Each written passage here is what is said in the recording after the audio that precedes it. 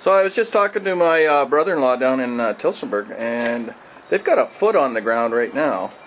So this storm is a pretty good sized storm. They're expecting about 7 inches. I'm an imperial guy. I'm not talking centimeters here. Alright, I'm old style, but that's alright. So yeah, province of Ontario, most of it's in southern Ontario. We are getting probably, this is the biggest snowfall of this winter in 2013.